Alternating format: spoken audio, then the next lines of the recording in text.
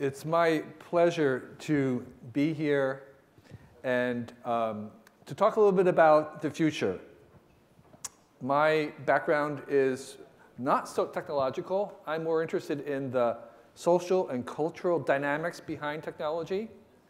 The magazine that we started 25 years ago called Wired was really about the cultural consequences of technology. And so what I want to talk about is some large-scale trends. And if I could have the slides, that'd be great. And these large-scale trends that I'm talking about, I'm calling inevitables. And I use that word in a special way, meaning that in the same way that we would look at the history of the light bulb, there was 32 inventors besides Thomas Edison who invented the light bulb at the same time. So that light bulb was going to happen no matter what. The specific aspects of that light bulb, whether it was AC or DC, whether it was a vacuum tube, what was inside, those were unpredictable. We can't talk about those. That's inherently unpredictable, but we knew that the light bulb was going to come. And so what I'm talking about is these technological trends that are as inevitable as a light bulb is, that I think will help us understand what's going to happen in the next 20 years, 10 years, and that's the time scale that I want to talk about, is what are the inevitable technologies coming in the next 10 or 20 years that we're pretty sure will be here and that you'll have to deal with. And these are high-level trends, and they are often mostly propelled at the scale of the light bulb rather than the specific about which company is going to win. I'm not talking about predicting who's going to win, whether it's Apple or something else. I'm talking about the large-scale form that our society is headed into. So the fundamental trend, you might want to think about the fundamental trend that I'm going to talk about, that is the basis of most of the other trends that I'm going to talk about this morning, is the fact that we have a shift that's been going on for 25, 30, 40 years, and will go into the future. And that is this shift from hierarchical structures to network structures. Okay? That's been going on. It's not news to anybody. But I think what we don't appreciate is the fact that it's penetrating. That shift is penetrating to everything that we're doing. It's been going on for 30 years. It will continue to go on to another 30 years. And the original hierarchy, the way we could do things in a world where there was very little information, it was very effective to have a structure of command and control. That was the most effective way to get something done without a lot of information. It's a very secure way.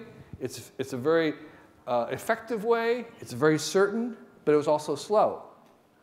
The network structure, in contrast, is chaotic, it's loose, but it's very, very fast.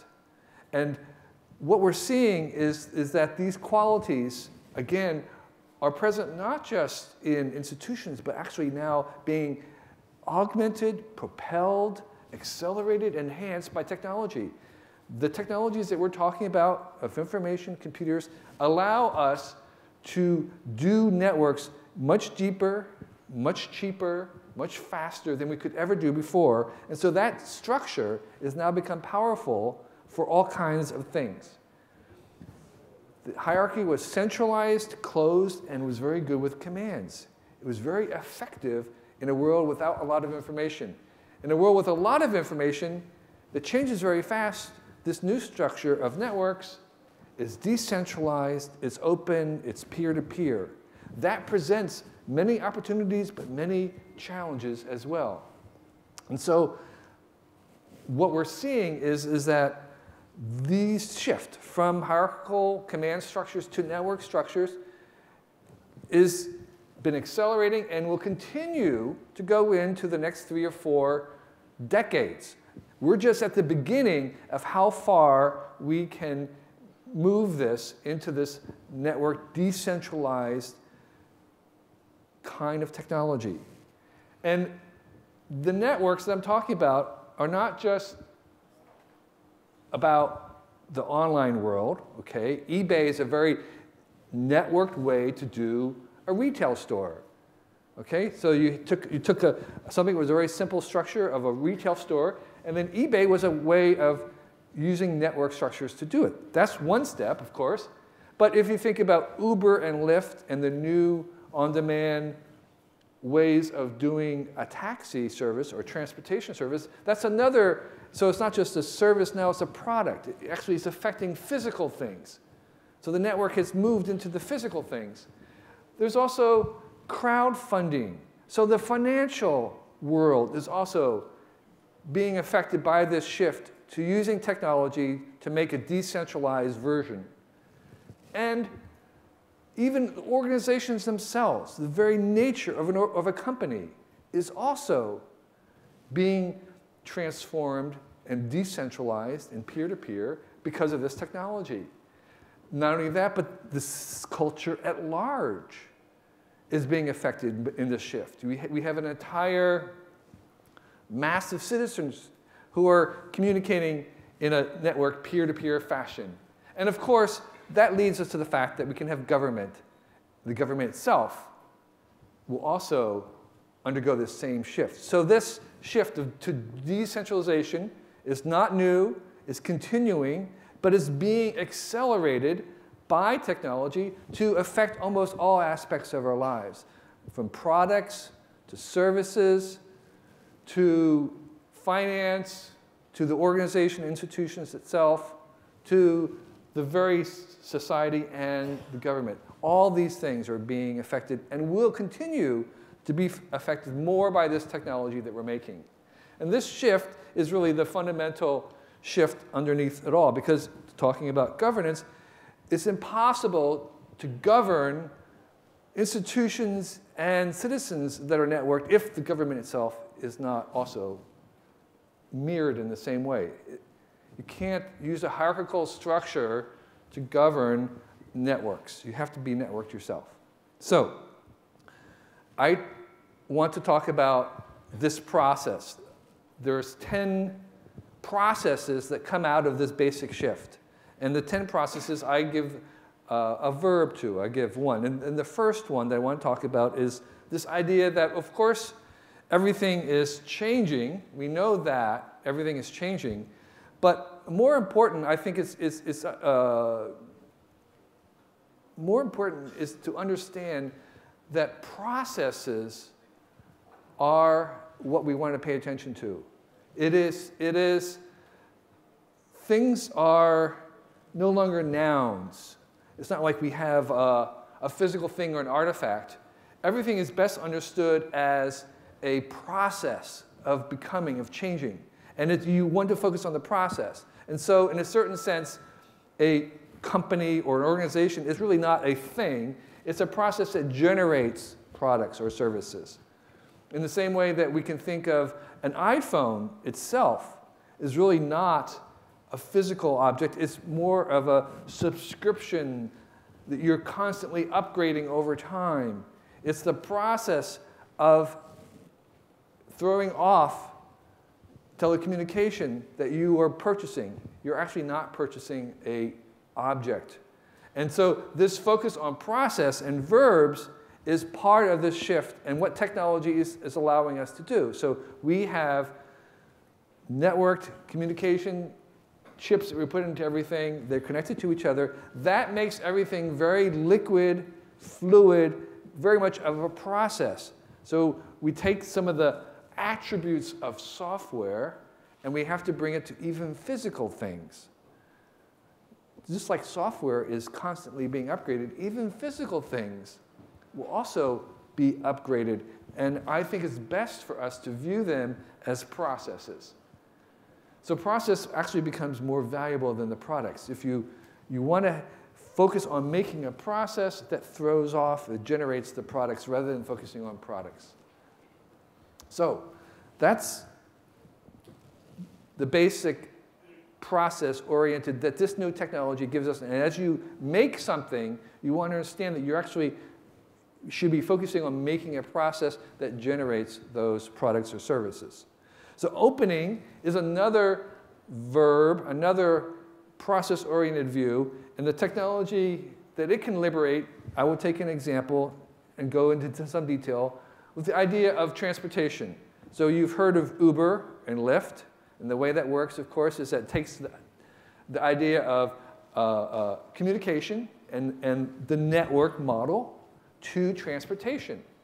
Now, of course, we've had many kinds of networked transportation services in the past. A taxi is basically a network service. You don't own a car, so you call for, you wave down a taxi. That's kind of decentralized. But what we've had jeepneys, which is another form of transportation that you don't own, but the difference is that there's along a defined route, and they can take more than one person. And then we've had school buses, which are very defined, and they take a lot of people. Those are all kind of old models. But what we've done with this new technology and the increased decentralization to it is that we've opened it up to something like Uber, where you employ more than just a designated taxi. You can have anybody who wants to drive can now drive. So that's a new twist to this decentralization brought about by technology. But there's other things. You could actually have a network of cars that are available for someone to use. So rather than have a car and a driver, you just have a car. So this is zip cars. So that's another way of decentralizing and peer-to-peering the idea of transportation. But you could have another idea of a Lyft line, which is that you have, like an Uber, anybody can drive, but they can pick up more than one person. And if you pick up a lot of people, it's like a jeepney, you decrease the fare. So there's another alternative to decentralizing, using technology to decentralize and make this technology more peer-to-peer. Or there is this called a ride, sidecar, excuse me, and there they do another twist with the technology. They say, I'm going to offer how much I'm willing to pay a taxi to take me somewhere. So it's a reverse auction. So you're using more technology in the peer-to-peer way to decentralize it. And the number of options that we have are really, really large. So here's another called ride that anybody can offer their car. So you're not driving. You say, I will volunteer my car. If my car is not being used, someone else can use it.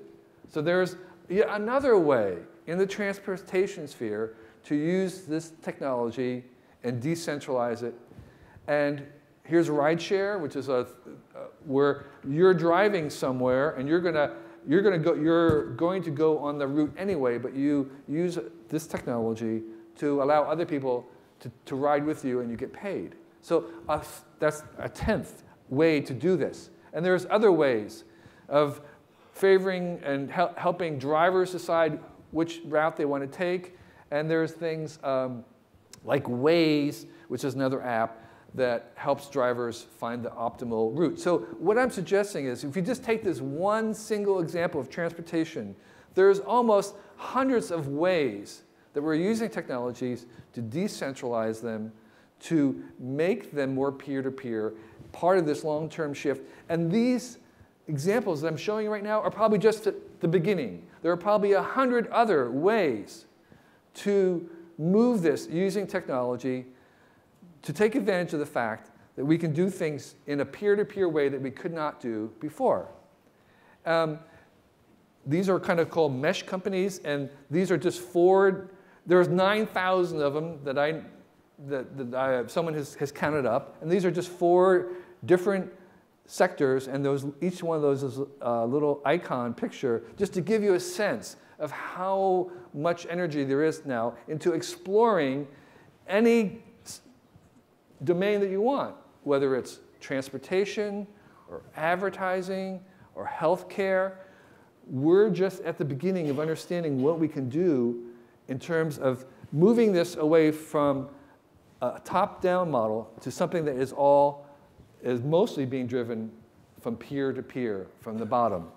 That's just the beginning of what we're doing. And coming back to transportation, you can actually use the same communication peer-to-peer to actually make an automobile. This is an automobile that was made by the users. They designed it. A bunch of car enthusiasts use the technology to coordinate, to design the car, and of course they also funded the car. Rather than having a big company give the finance for the car and hire designers, the group, the crowd, used this new technology to work together, to collaborate, to design and manufacture and fund that automobile. So the idea of using the crowd, the collective, the network to fund things has become very, very powerful because it takes out some of the barriers of having to go with your crazy idea to somebody and ask permission to get funded and probably not get funded versus going to people who would want the thing that you wanted and having them fund it itself. So Kickstarter is one example of the most famous one, but there are actually 1,800 other platforms that are using crowdfunding. And the amount of money so far is $18 billion, which is not insignificant for creating a new model of financing. And that's just the beginning, as you can see where that curve is going. So many large companies are using crowdfunding as a way of doing market research, even though they don't need the money. They're interested in how somebody can use this system as a way to see if they really want, people really want what they're making. Because if people are volunteering money, that means that they would find it valuable. So the next step in that, again, networked version of technology is to do crowd-funded equity, where instead of people contributing together to fund a project, they're actually going to fund a company. They're actually going to have shares in that company in the way you might go public. But here is a very fast way, a very decentralized way to have people become owners of an organization that's going to be a process of making new things. That's the extent in which this kind of technology can go. Obviously, if we keep pushing this idea of how far can this power go, we can imagine a kind of money that is peer-to-peer. And that's what we call cryptocurrency, the most famous being Bitcoin. It's a peer-to-peer currency that does not have a central hierarchical bank involved. And that's sort of famous now because Bitcoin was used to keep anonymous transactions in the sale of drugs and others on a black market. But that's actually not so important. There are hundreds of other cryptocurrencies, all different ways of doing this. But the important thing that they all have in common is not the fact that they can be anonymous, because that's a distraction. The important thing is that they run off of a peer-to-peer accounting system called the blockchain. And the blockchain is a way of making sure that there's no fraud or double spending without a central bank. You do it entirely by the fact that everybody is sharing a public ledger. It's a very, very powerful technology that many people in Silicon Valley see as a basis for many new products and services, because you are decentralizing money. And that's very, very powerful. So forget about the anonymity part of Bitcoin and focus on the fact that the blockchain is a fundamental new way to do things like, accounting, contracts, any kinds of things that involve money. So money is no longer about value. It's a type of communication.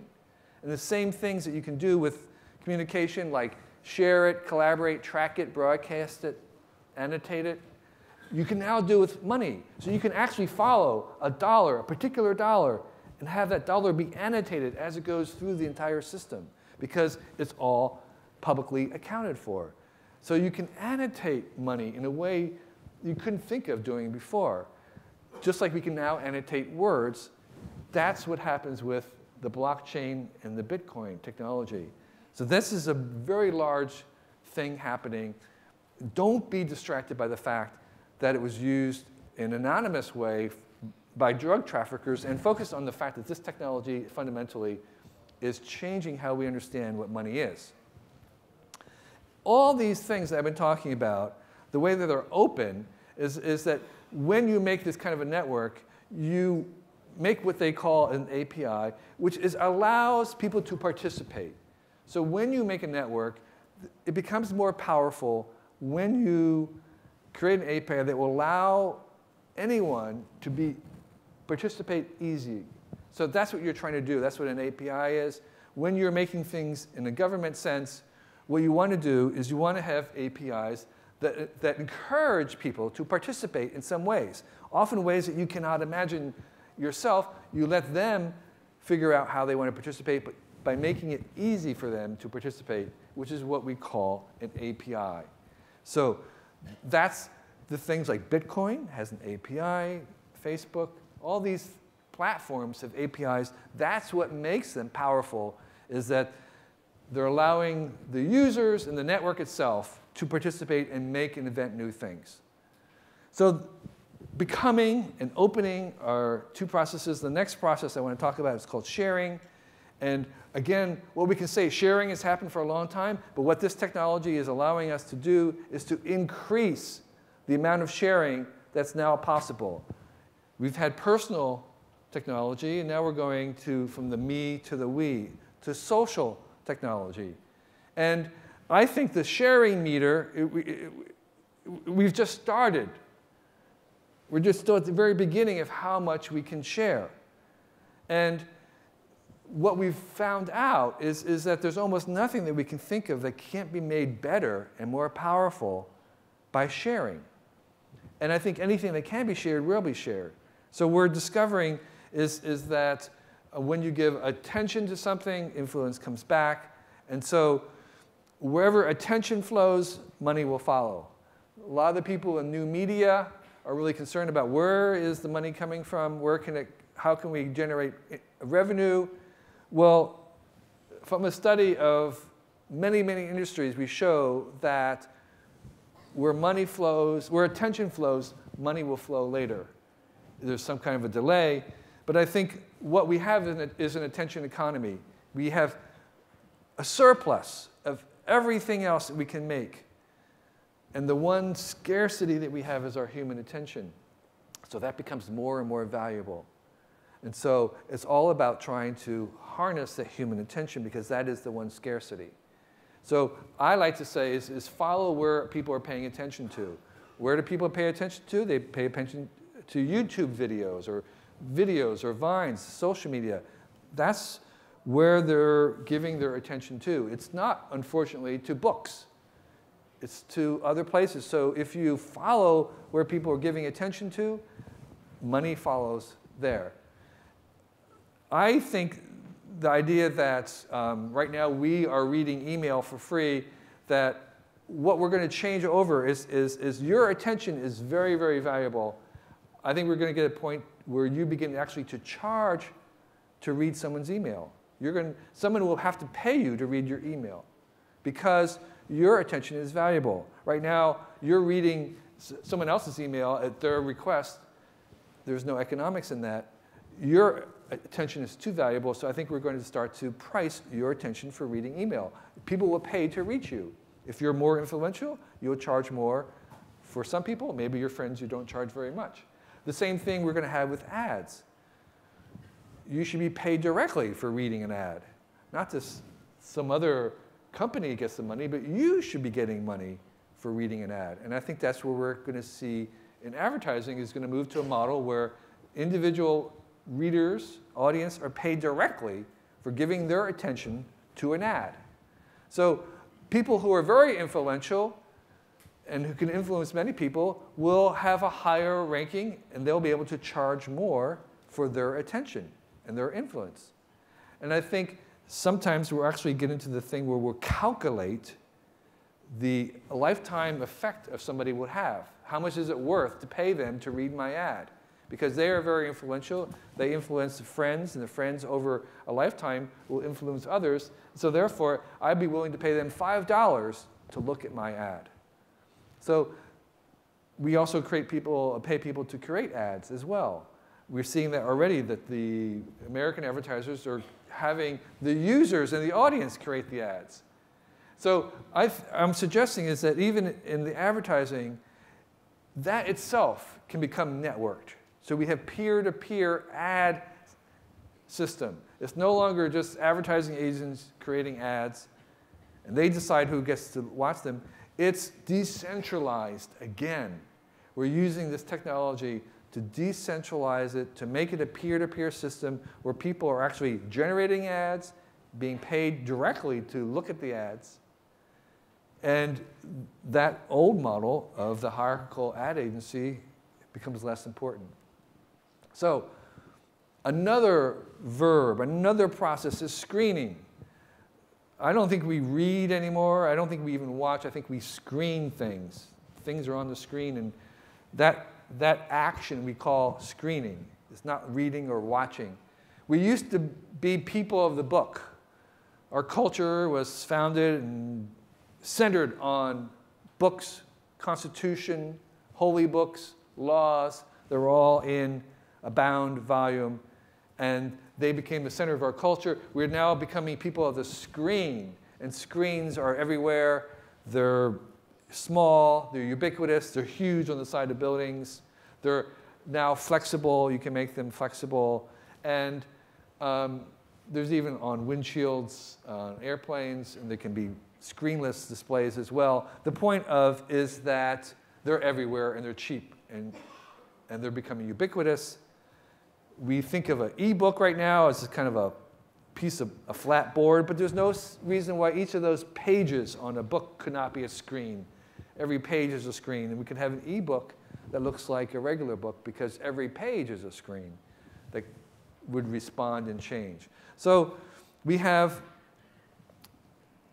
there used to be the second screen, now we have the third screen. So people are sitting, they'll have one screen, they have a phone, they have a laptop, they have a big screen. There's a whole ecosystem of screening. And what we know about screening as a difference from books is that books were fixed. They were precise. The words in them were precise. And the authors are where we get the idea of authority. So that cultural dynamic that came from books is no longer there. We're now moving towards the network, which is fluid and messy and open. And instead of having authority give us the truth, we have to assemble it ourselves as we go through the web. And so this idea of screening, when we get things on the screen, it affects our culture. It affects where authority is.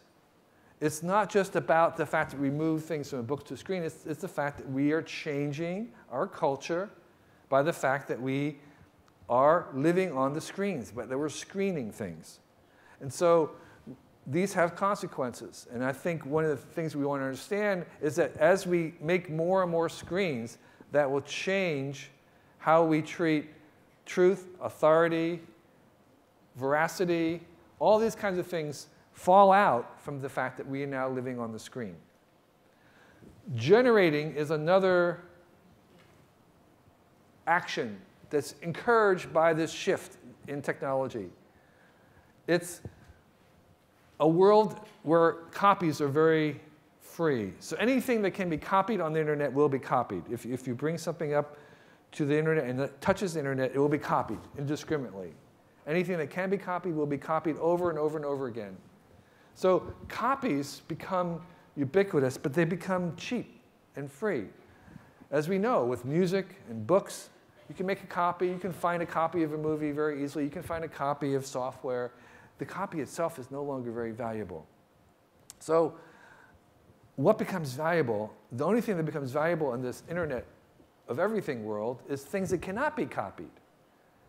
So what can't be copied? Well, there's some intangibles of things that can't be copied, like trust. You can't copy trust. You can't go to the trust store and buy trust or download trust or store trust on your hard disk. You have to actually generate trust in the exchange with people. And there are other things that have to be generated in the same way. So authentication is something that you cannot copy. So there's two different copies of a piece of software. One of them is authenticated. You know for sure that it came from the source that is reliable, that doesn't have any malware in it. So therefore, you're likely to pay extra money for that copy versus getting the free copy on the internet. And you're actually not paying for the software, because the software is basically the same. You're paying for the authentication, that it's authentic. That can't be copied, and that's what you're paying for. The same thing with immediacy. So you can eventually get a copy of that movie. If you wait long enough, you can get a copy of that music for free if you want to wait until it comes out. But if you really want a band or a movie right now, as soon as it's released, you may be willing to pay for it. And there you're not paying for the copy of it. You're paying for the immediacy of it, because the copy is the same, whether you wait or get it for free. The same thing with personalization. Again, taking the music idea is you can find the copy of Beethoven's Fifth somewhere online for free, but if you wanted to have a version of it that was custom tuned to the acoustics of your living room, that personalization would be something you might be willing to pay for. So you're not really, again, paying for the music. You're paying for the personalization, which cannot be copied. In that same way of interpretation, free software. You can get the free software anywhere you want, but you may be willing to pay for the interpretation, the help, the manual to it. The software is free, the manual costs, because you are paying for something that can't be copied. How to use it in your own situation. Findability is another intangible that people would pay for. I think Amazon, one of the values of Amazon is even if things were free, you might still go to Amazon because it will help you find something. It will recommend a particular, say, if you're interested in this, you should also look at this. That findability becomes valuable and you're willing to pay for, even though the thing itself that you're going to get, you might be able to get for free. You're paying for the findability of it. So all these things, immediacy, personalization, there's others. The point about these is that they cannot be copied easily. They have to be generated in the exchange. And that becomes the economy for this internet world. Because even physical things are going in the same direction, as I'll explain. So interacting is another verb, is another new way that we're paying attention to this technology. As you know from the movie Minority Report, in the future, people aren't going to be just typing in front of a little keyboard. They're using their whole bodies to conduct information. That's actually a movie that I worked on, and that was one of our ideas was that we would use our whole body and not just our fingertips to communicate. And so this idea of opening up, using the technology to open up our whole body and all our senses to communicate with machines and each other. So Iron Man was another movie. Again, Hollywood being ahead of showing how we were going to communicate with our computers and our devices in the future, using our hands and standing up, and our voices, of course, but even our eyes. And so what we're discovering is that anything that we make that has a screen on it, that screen is going to look back. Every screen is going to look back at us. And so the Galaxy, Samsung Galaxy, I think 4S, has eye tracking software. So it knows where you're looking, where on the screen you're looking. And more importantly, with the new software being developed at MIT and other places, it can tell what your mood is. It can tell whether you're confused, whether you are perplexed, whether you're happy or distracted. And it can, therefore, in some ways respond to your own use of it. So this is eye tracking software that can tell in aggregate where people are paying most attention to on a web page. And therefore, they can then adapt that. It can then modify what you see based on your own use of it, how your eyes and your face describe your reaction to it, the screen itself is going to adapt back to the way that we use it. It's a two-way conversation. And emotion traction, today, the state of the art is that your screen can identify all these emotions. It can say, oh, you're baffled, you're perplexed, oh, you're totally mesmerized. These are all emotions that the screen and the software can now detect in the laboratory, and that will move into our devices. And so we will have an adaptive response to the things that we're watching. So the big news these days is these goggles that make virtual reality. And I think what is important about this is that the strength of the presence that you feel inside this is very, very powerful. I have tried these, and I have to say it's amazing how powerful that is, because it takes over a part of your brain that is very primitive. So even though your brain is telling you that you're just standing in a room, the inner reptilian part of your brain is telling you, no, no, no, you're on a ledge, and you're going to fall over any minute now, because that's what your eyes see, and you're totally believable. And this is a very, very, very powerful technology. The Facebook bought Oculus, and there's many others in this space. But the important thing is that it's not just going to be about games. I mean, obviously, games is going to be a big thing, where you totally, totally believe that you're inside that. And they have little cages and stuff so you don't hurt yourself, or a ring. It's a little ring that keeps you up so you don't fall over. But there are people working with right now where they do underwater exploration and going to places that you don't want a human to go, and you totally feel that you are there. It's just as real as if you were there. And that's very, very powerful in education and war and surgery, where you're able to either do things remotely or even have an augmented view of the human body while you're fixing somebody. You can actually see an overlay, an augmented reality is what we call it.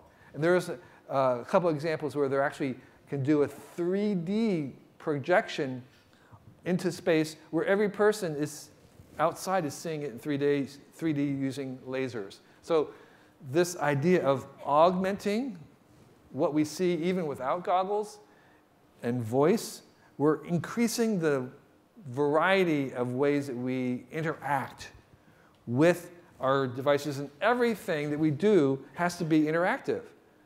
If it's not interactive, it doesn't work. I mean, there was a great story a friend told me about his daughter who encountered an old-style TV at someone's house, and she was very perplexed because she said it was like it was broken because there was no way to interact with it. There was no mouse.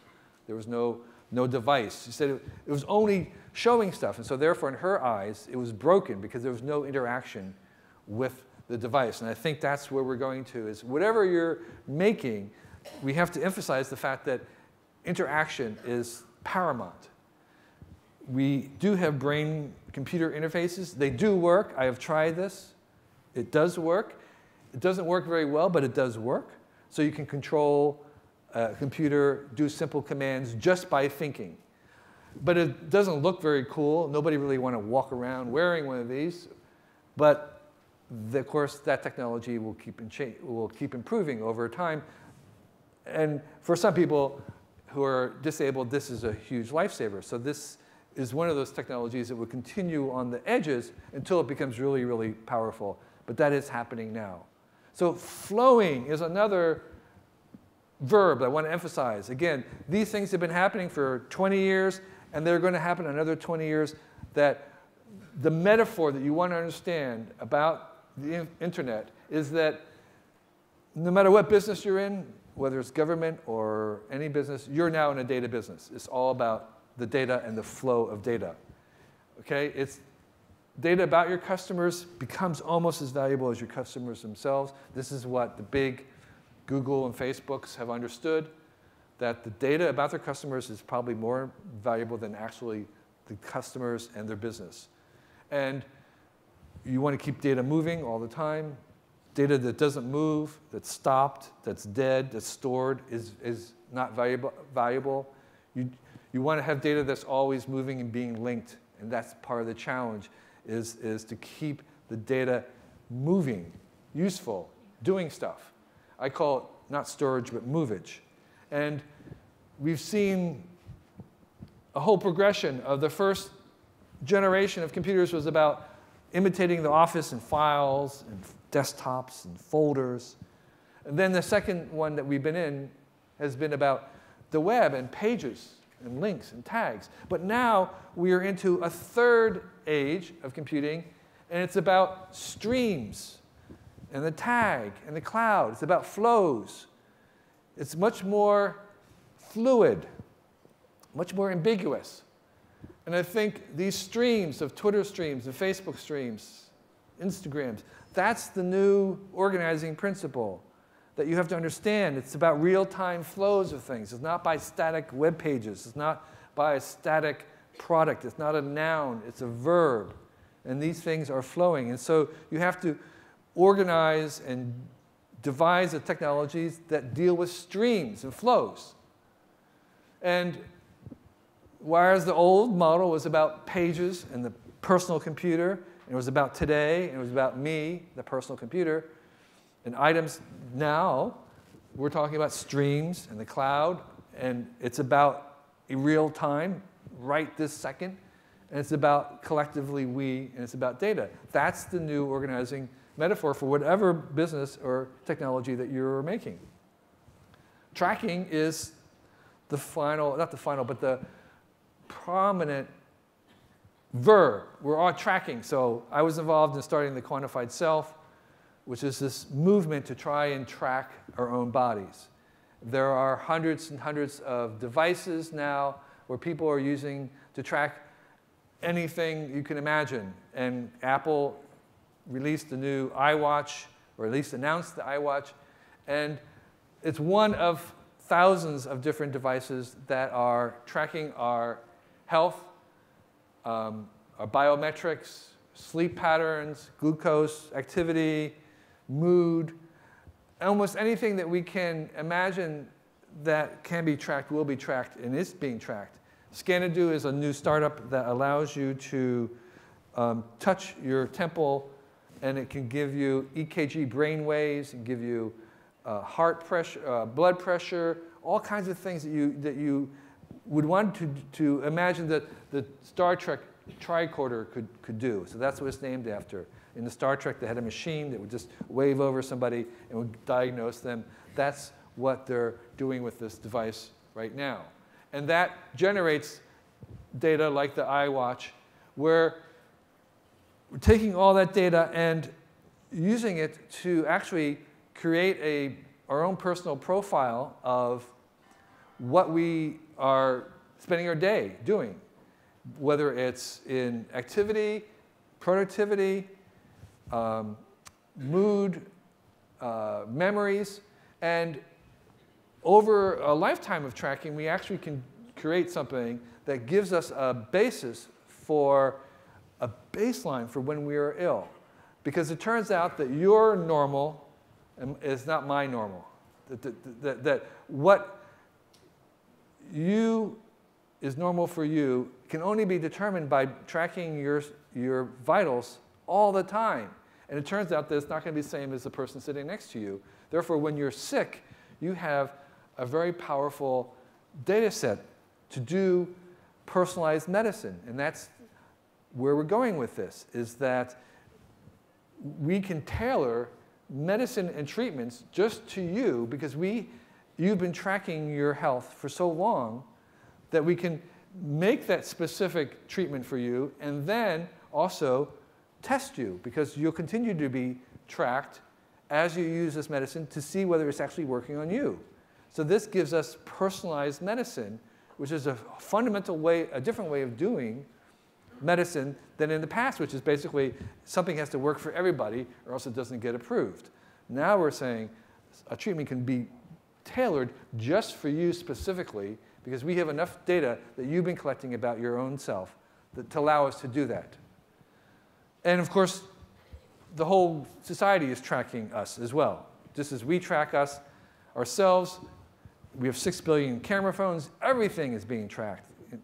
We're tracking each other. Companies are tracking us. We're voluntarily giving up information to those companies about where we are, what we're doing. That information is being used to give us some benefit. But the idea is that you can be sure that there'll be more tracking into the future. Tracking is not going to stop. It's inevitable. We're going to track more and more. And the question is, how do we make that tracking comfortable? How do we make it two-way, symmetrical, so that the people that track us, we know about them and can track them? That's really what it's going to come down to. The tracking is inevitable. Accessing is another big shift. Instead of owning things, why own anything? If you can access it. We see that with a car, going back to that car model. Why should you own a car when you can have an Uber or Zip, all these other options that a car comes to you when you need it? You don't have to own it. We see the same thing happening with Netflix. Nobody buys movies anymore. When you can have access to all the movies in the world, you pay a subscription. Or music with Spotify. You don't buy music. You subscribe and access the music, which you can find on your phone anywhere in the world, anytime. Amazon has an unlimited reading for ebooks. You don't need to buy an ebook. You just have access to all the books. And the same thing with games. So this model where access is more powerful than ownership is very, very disruptive, because ownership was sort of the foundation of capitalism, but now we are emphasizing the fact that we have access rather than ownership. Ownership almost becomes a liability. And so that's true of digital products, but I think it's also becoming true for other things. We have the demand economy, which is like you're just going to on-demand call for something that you don't own. So whatever you can think of, we have someone with a startup trying to do an Uber for that, whether it's drones, an Uber for drones, it's an Uber for parts. Whatever it is, you can imagine a thing where you don't have to own anything. You're just soliciting and calling for things to be at your disposal when you need them and not before. And it's not just about digital stuff. Airbnb is a great example of a way to take physical things like a room, and you don't have to own it. You can just use it. Or Tech Shop, which is a place that you subscribe to tools. You don't own any tools. You just have this local place. They have every tool, and you go there to access the tools instead of owning the tools. So this goes even further into the 3D printing. You get a digital file. You print out something in a sense that you aren't really you are making it, but the idea of owning is not as important because it's on demand. You don't have to buy something in anticipation that you're going to use it. You just access it when you need it. And 3D printing, of course, is happening very, very fast. These are the first generation of samples. And what's important about 3D printing, I think, is the things that cannot be made except in 3D printing. Something like that, which has a real potential to revolutionize manufacturing. But I want to put it in the context that those files that move around, that people are swapping, are part of this decentralization, so that the manufacturing itself is no longer done just in factories. It's actually peer-to-peer. It's done spread out and decentralized. It's that same movement that we've been seeing for 30 years. We're going to see more and more of decentralizing everything. And even big things, bigger than that, can be printed with 3D. And so we have this idea of things that are physical behaving like software. That is the Internet of everything. When you think about the Internet of everything, understand that all these physical things can also be transmitted, printed out. They are little connected, and it is literally everything. That is the Internet of everything. It's all these objects that are behaving in the same way that software behaves, which means that they aren't owned, they're accessed, they change very rapidly, they need to be upgraded, they're a process. So what I'm trying to suggest is that it's very big and that you understand the physical things behave more like software does. Okay? So that's the Internet of Things. The last trend I want to talk about, I think is the most important one, which is about AI, cognifying. It's about the fact that we are going to put little bits of AI into everything that we make. Anything that we had added electricity to in the past century, we're now going to add AI to. And we kind of know about Siri. That's just the very smallest hint of it. But I'll give you an example of current AI. This is something from Google. And all these pictures, the AI is writing the captions for those pictures. It's looking at a picture and saying, oh, that's 2 dogs playing in the grass. That, no human told it that. That's what the AI is doing. That's how smart it's got. And that's just last year. This year it's even smarter. Next year it'll be twice as smart. And so this is happening very, very fast. So AIs can actually substitute for X-ray diagnosis. They can do it better than humans can. They can do legal evidence for lawyers, going through documents and taking out evidence. They, of course, can fly a plane. And everybody here has AI in their car and their brakes, and they brake better than you do. Very soon, of course, they're going to drive a car better than you do. So the buzzword behind this is called deep learning. And the thing you want to remember about this is, of course, again, it's networks that are learning it, but it's happening very, very fast. This is a medical diagnostician from Watson that is already today better than the average doctor. And maybe not better than the best doctor, but this AI diagnostic thing is better than the average doctor. And for many people in the world who have an iPhone, this is better than no doctor. So that's the way we're going with this, is that this thing on a phone can diagnose you using pictures that you take better than no doctor if you have no doctor in India or Africa. Here it is. And this is already so good that it's better than the average doctor. That's how fast this is happening. And what Watson and Google are doing is they're going to sell this AI as a service, as a process. So you'll get it like web service or electricity. It's going to be on the grid. You just get as much IQ as you need to do something. You're not going to generate it yourself. You're going to be getting it from the cloud, because the more people that use it, the smarter it gets. The smarter it gets, the more people use it. So you have the same effect that we see, where it becomes very, very, very powerful. And that is the recipe, I think, for the next 10,000 startups, is that they're going to take some idea, whatever it is that we have today, and you're going to add AI to it. Just like a century ago, you took normal things and you added electricity. You made electric motors, you made electric tractors, you made all kinds of things electric light bulbs. That was the huge thing of the last century. This century is going to be adding AI to everything we do and making it smarter and really powerful. The tracking can be made more, we can take all that information and make sense of it with AI. We can do all the things that I just talked about, being powered by the fact that we can purchase the AI from the grid and using it to do new things. So, including, of course, robots. These are robots that are very smart and don't have to be programmed. You just show them what to do, and they will repeat what you do. They're that smart. And that's the old-style robots, and this is the new style that you can work next to, that can do packing just by showing it what has to be done.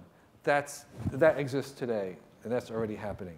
So becoming, opening, sharing, screening, generating, interacting, flowing, tracking, these are the things that continue going. They've been operating for the past decades. They're going to continue more. They're inevitable. We're not going to stop the flowing, the tracking, etc. They're going to continue more and more. We're at the moment where these verbs and processes are more important.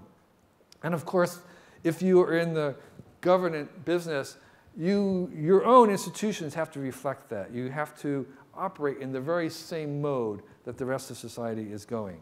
It has to be, the governance has to mirror what it is that we're trying to govern. And so I have a couple of suggestions from how things are made in this new arena of the network world. One is that when you are making something, you have to kind of do the hard work to make it simple in the beginning and then evolve. You can't make complicated things all at once. The way every one of these things I showed you have been made was they were made very small and simple that works first, and then you evolve the complexity. You cannot make complex things at the beginning. You can only make simple things and then add the complexity. Second thing is you show the thing, you prototype. Rather than making a white paper about it, you want to make something that works. A prototyping, a rapid prototyping. Even if it doesn't work well, you make something. That's the first step rather than making a paper about it. The second thing is you have to use the stuff yourself. And the programmers in Silicon Valley call it eating your own dog food, in the sense that you have to use the tools that you're using, or that you're making. You want to use them yourself, because only that way can you really understand them. The fourth thing is that open standards, again, this idea of API, having openness is very robust. We know that from 20 years now, showing that open systems are more robust than closed systems. So you want to have an open API. You want to be as open with the standards as possible. And then fifthly, the idea is that there's a tendency to design systems around data, but you really want to design them, again, around the users rather than the data itself. Prohibition of technologies don't work. It's impossible to prohibit those things. These are inevitable. What we want to do is have a way for people to try them and then legislate based on what happens when they try it. You cannot prohibit things, particularly prohibiting them before they come. Like, say, prohibiting drones. It doesn't work. You want to work with them, have people try them out, make legislation based on what happens. Nudges work best rather than rules and laws. And laws are like versioning, like software. You want to have versions of them.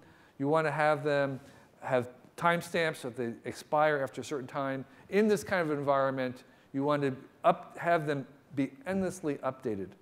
And lastly, you're enabling the bottom. That's really where the power is. What I've tried to show through this talk is that this decentralized network peer-to-peer is really the most powerful way to approach making technology, because that is the technology itself. You know, it's really impossible to talk about where we're going, but it's going to be really hard to believe where we're going to go, because I know that 30 years ago, people claimed that computers would never be put inside a doorknob. But if you stay in a hotel, you have a computer inside your doorknob. We believe that now, but that was hard to believe. The computers would be so cheap, we'd put them into a doorknob. But that's what happened. So sometimes the impossible is happening more often. And you know, I think we're just at the beginning of the beginning. I've talked about things in a very rushed way, kind of giving you a sense of where they're going based on where they've been. But I want to emphasize is that we're just at day one. We're just at the beginning of all this stuff that's happening. If the next 20 years, if I think about it, I didn't mention any of the greatest products that have invented in the next 20 years. None of those ones that I talked about are probably going to be the most important ones. The most important ones haven't been invented yet. That means that you're not late. Okay, you're not late. So invent the future. Thank you for your attention.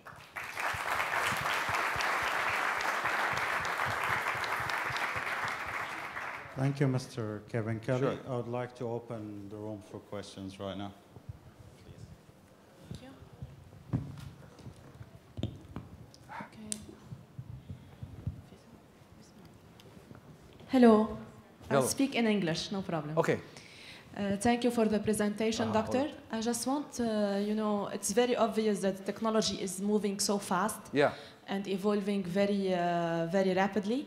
Just what are the control measures that are put in place to avoid misuse of data and personal privacy? Yeah, personal privacy is a very central challenge for us now. I think the tracking is inevitable, but what we want to do is put into place procedures that will allow us to have a symmetry with knowledge, so that if I'm being tracked by some institution or company, I should have access to that information so I can check it to make sure it's correct. I want to be able to have people be accountable for it and with consequences if they do something that's incorrect. And I want the benefits to me to be very clear. So I think if you have accountability and transparency and benefits that are clear, people are going to be comfortable with that. If the tracking is done only one way, and I don't know who's tracking me, and I can't correct or even account for it, and I get no benefit or perceived benefit, that's very unacceptable. So I think we have to work with the fact that we're going to be tracking, and we want to have that symmetrical accountability to it, so that I have some power over changing, correcting, verifying, and that the benefits that I get are very clear to me and come to me. So that's where I would put our efforts. I think the idea of banning or prohibiting tracking or whatever is not going to work because it's inevitable. Yes. Yeah. Thank you for a fascinating presentation. My question was with regards to ownership that you mentioned. Yeah. Ownership for government people lies at the center of the relationship between governments and the citizens. Citizens have ownership in a society, therefore they expect the government to look after them, to provide a safe working environment, because they pay tax in the system. My question is with regards to what you said, how ownership is being thrown upside down, because everyone can publish, everyone can. Sure. So as government people, I'd like you to perhaps shed some light on that question. Well, I mean, I think it feeds into the idea of government as being a kind of a collective society where you have collective ownership of things. And so now, instead of having collective ownership, you have collective access to it. I think it's actually, I think the idea of collective social access is closer to a government than it is trying to hurt a bunch of people who have property rights that you're trying to manage. So I think, in a certain sense, to me, the governance itself is closer to this idea of access than, like say, a national park. Okay, so national park, I don't own a national park, it's not owned by anybody, but I have access to a national park, which is run by the government. I think what we're saying is the same thing, is that you have access to health, you have access to whatever it is without introducing the idea of ownership. So I think in the private sphere, this is more important than I think in the government, it's closer to this already. But I think in the private sphere, where people have this idea of property rights, it's my property, it's my this, that's where I think there's going to be a bigger disruption. My feeling is that the government is closer to this already. Yeah, behind you. Thank you, Professor. Yeah. My question is, what's going to happen to individual intellectual property rights, and what's going to be the encouragements for people to come up with new things or to author new things in the future? Yeah, I think it's going to be a very cantankerous. I don't think people are going to easily surrender the idea of property rights. But I think what's happening is what we see in the copyright world, where people realize that the idea of protecting a copy just doesn't work. And so it was a technological reality that they had to kind of, it wasn't because they were thinking ahead, it was simply because it wasn't working the other way. And I suspect that this change and shift away from ownership is not going to, it's going to happen against the wishes of people rather than realizing it. So I think, to answer your question, I think it's going to be a friction-laden legal process for 20, 30 years. And I think what will help is understanding that, what we normally assign as property is a, I should say, is a temporary state. So the way I think of like say, digital creation is that it's born into the commons. Like when you have an idea, at that moment that idea is basically owned by everybody. But that the government can give a temporary monopoly to that to encourage you. But it should be very, very temporary. Right now in the digital world, or copyright world, we have like 70 years plus lifetime. This is crazy. Just not really incenting anybody. So I think we're going to have the same thing even with the physical world, where the uses of giving the monopoly of ownership is going to be much more constricted. And I think generally we understand that things are born into the commons and die in the commons, and they have a very moment where we have ownership, including maybe even land or other stuff, physical things. If we shift this idea that the basic native home for an idea or anything intangible is in the commons, and that we take it out of the commons in a very special, limited way, and then it comes back into the commons very fast. So that I think is going to be that's so different from what we have now. It almost sounds like communism, but I think it's going to take many, many generations for that to really work its way out. Yeah, Mr. Kevin, we have one last Sure. question. Yeah. Okay. Thank you for the great presentation. You're talking about a revolution within a revolution within a revolution, all of that. Now we have the traditional track of educational system, medical system, and all these traditional systems. Also the government system, the government planners and policymakers. So what's your advice regarding incorporating such revolution in the educational system for youngsters, for professionals, so that they are better equipped to deal with these things? Yeah, so I have several answers to that. I think it depends on the age. I think very young people, I think most of what happens in school is really not about information. It's about character, developing character. Just basic life skills and literacy. And there, I think technology does not play as big a role as it does later on in life. I think I preach something called technological literacy. So just as we take 4 or 5 years of really hard work to learn how to read, it's going to take us maybe 4 or 5 years to learn how to deal with technology. I don't think we should just assume that people can learn it by hanging around about technology. I think you can't learn how to read just by hanging around a book. It actually takes some deliberate practice. And I think it's going to take us some deliberate training about how to understand technology and use it. And I think, like, for instance, there are lots of lessons that we need to teach about technology and critical thinking. And I think that can happen at the level. And I think that can be assisted by technology.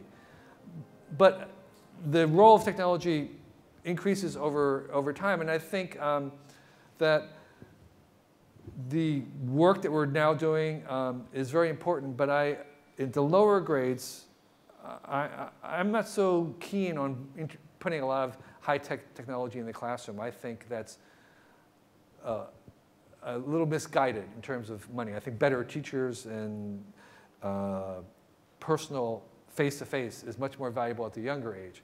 As you get older, I think then we can imagine distributed learning on websites, all this kind of stuff. I think they become hugely important. I just want to make a distinction between the ages. So young, I think better teachers is where the money is. And as you get older, college, higher ed, I can imagine hugely impacted by this. But I like what the X Prize is doing, which is having an award for developing a particular app or program as a way of making this work. If you know, X Prize is a $10 million prize for the people who can come up with a phone app to help people read. So phones, people who have Africa, they don't have much, but they may have a phone. If they have access to a phone, they can actually use the phone to learn to read. There's a $10 million prize for developing that technology to prove that they can actually do that. That, I think, is a great way, a great model for instigating some changes, making it an X Prize kind of a prize for things. So I think there's a little bit of an infatuation with the latest stuff in education. So I would go a little slow there in terms of investing, but I do think there is great potential. In the lower grades, I think better paid teachers would make a huge difference. Thank you. Yeah.